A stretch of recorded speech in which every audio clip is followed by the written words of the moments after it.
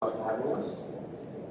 The US military is finally withdrawn from Afghanistan after 20 years. Are you happy about that? Happy in one way because there was never going to be any military solution in Afghanistan. Anxious that they are leaving. Without a political settlement, there's a possibility of civil war. What would a political settlement look like? A political settlement in Afghanistan would mean a sort of a coalition government, a government from the Taliban side and the other side. There is no other solution. Do you think the Americans made a mistake by saying we're getting out by September 11th? Difficult, they have got themselves in such a big mess. They had to give some sort of time frame. But at the moment they gave a time frame, Taliban would have considered that a victory. How do you feel about the prospect of the Taliban effectively controlling Afghanistan? Like, are you happy to welcome them into the community of nations? As far as Pakistan is concerned, whoever represents the people of Afghanistan, we will deal with them. But what if they're not democratically elected? That's not through elections, they've done it through brute force. And does it not concern you on some level that this group of people is accumulating power right next door to you? Look, I'm not a spokesman for Taliban. For me to say, what they are doing or what they shouldn't be doing is pointless right now. In case Taliban go for an all-out victory, there is going to be incredible amount of bloodshed. And let me tell you, the country that is going to suffer the most after Afghanistan is going to be Pakistan. Will you allow the American government to have CIA here in Afghanistan to conduct cross-border counter-terrorism missions against Al-Qaeda, ISIS, or the Taliban? Absolutely not. There's no way we're going to allow any bases, any sort of action from Pakistani territory into Afghanistan. Absolutely not. Pakistan suffered 70,000 casualties, more than any other country, by joining the American war. We will be partners in peace, not in conflict. Have you spoken to Joe Biden since he took office? No, I haven't. Is there a reason for that? No, whenever he has time, he can speak to me. But at the moment, clearly, he has other priorities. What would you say to him if you had the meeting? You see, the US has a big responsibility as the most powerful nation in the world. They have this huge responsibility in the subcontinent. This is almost 1.4 billion people living in the subcontinent. We are held hostage. One dispute in Kashmir, a disputed territory, according to the United Nations Security Council resolutions, there should have been a plebiscite for the people of Kashmir to decide about their own future. That has never taken place. It's frustrating. Over 100,000 Kashmiris have died in this freedom struggle. And it can easily, if the Americans have the resolve, the will, this can be sorted out. Let's talk about a relationship that many people are concerned about. How are your current relations with Indian Prime Minister Narendra Modi?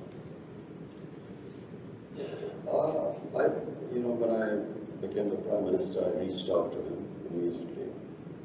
I said, you come one step towards us, we'll come two towards you.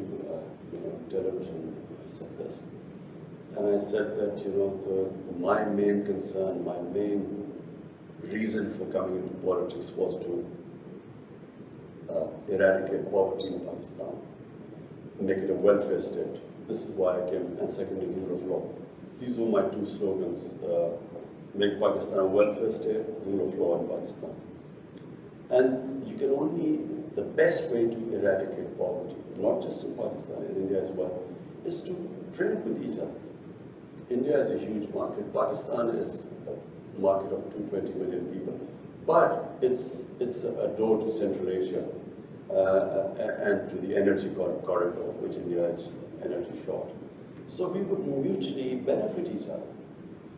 So I reached out But I realized that there's, I was up against an ideology.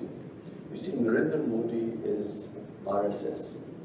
RSS is the party which was formed in the 20s, which idealized the Nazis. You can even Google it. The founding fathers looked up to Hitler and the Nazis and racial purity and all that sort of that ideology.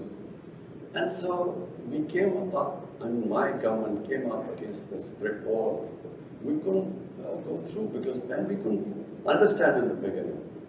And then it gradually came out when the steps they took in Kashmir. Unilaterally, they took away Kashmir statehood in 2019, August 5th, 2019. And so since then, we have there's a freeze on our relationship. We cannot start talks until they go back, they take back the steps they took on 5th August 2019 when they unilaterally took away the statehood of Kashmir. I want to ask you about something you talked about on live television. It was a very serious and painful issue. You were asked about the epidemic of sexual violence and rape in Pakistan. And you acknowledged the seriousness of the problem, and you talked about Pakistan's strict laws. You were also quoted as saying that the practice of women wearing veils, quote, is to stop temptation. Not every man has willpower, you said. If you keep increasing vulgarity, it will have consequences. This created, as you know, a bit of an uproar, and you were accused of rape victim blaming. How do you respond to that? It is such nonsense. What was I saying? I said that the fastest crime, when I first came into power, I asked the heads of police, what is, the crime figures. The crime that was rising the fastest was sex crime.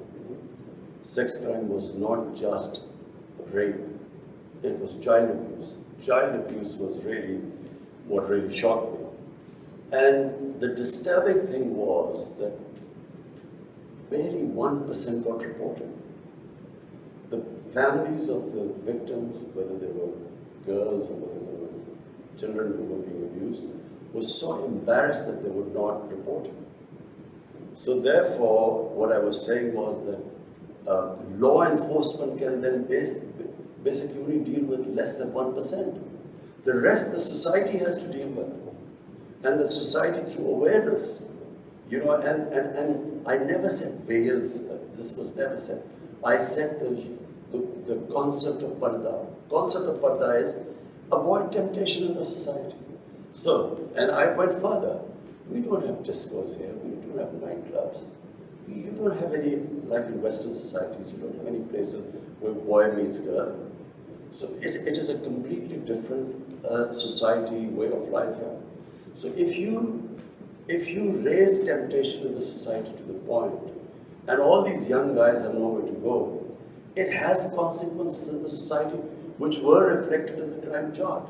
So one, you fight sex crime through law enforcement, but because the majority, and majority means 99% of sex crimes are not reported, and this is according to the police officers. So therefore, the society, public, schools, awareness, teachers, media, everyone must join in because that's how we will sort of raise awareness against sex crimes. So the concept of, I used clearly, I know exactly what I said. I said the concept of parda. Parda is not just it's to reduce temptation in the society. So this is what I'm trying to get, is the clarity, and I'm glad that you can explain this. What are the forms of temptation that need to be curtailed to stop the rise of rape? For one, and remember, rape is less. Okay, sexual violence. What are the forms of temptation? So child abuse is much more than rape. Okay. So these were the shocking things. So, for instance, one thing we also discovered, because then we did a bit of research, on mobile phones. Right. Children have mobile phones. Material available on mobile phones. Children have never been, they've never seen such material in human history. It's never happened. Children have never had this exposure before. So when I said the whole society has to fight, starting from, how do we deal with this? And by the way, we are now trying to find out how to control content on the social media. So that's one, but at the moment it's free for all. And then, television plays, they should be educating people, about the sort of things that children are exposed to. And so when you mean the society, you mean all the various ways, starting from schools, everywhere. The society must fight sex crimes. You also mentioned in that interview Bollywood and Hollywood. Do you believe that Bollywood and Hollywood films have contributed to this rise in sexual violence? Absolutely. When I can only compare when I went to England as an 18-year-old. There were adults-only films. The content on films was completely different. And then we saw it changing throughout. What was taboo maybe in early 70s was acceptable late 70s. So when on films the content gets X-rated and these become acceptable, clearly it has an effect on the society. X-rated is sort of underground. I mean, you don't really believe the Hollywood films or mainstream Hollywood or Bollywood films are causing a rise in sex. No. You see, what kind of films? Let me tell you, Hollywood, the way it works in the subcontinent, from Hollywood it goes to Bollywood, which is in India, which has completely changed again. What was the Indian film industry in the 70s and the 80s, gradually in the 90s, and what it is now, is completely changed. So the content is completely different. And it has an impact on the society. If anyone is telling me that this does not have an impact, you can just read, you can just see the divorce rates, you can see the sex crime. It has an effect both in India and Pakistan. So we then take the content from India, out of the films take it. And so basically what I was saying was that there must be an alternative. You must show an alternative, our own way of life. There is another way of life. Because modernity is not just permissiveness. It's not modernity. If we are thinking that, if you just have more and more permissive content on television or on films, this is modern. It's not modern. Again, I watch a lot of Hollywood films. I don't see anything that would inspire me to commit acts of sexual violence. But Jonathan, you live in a Western society. I know.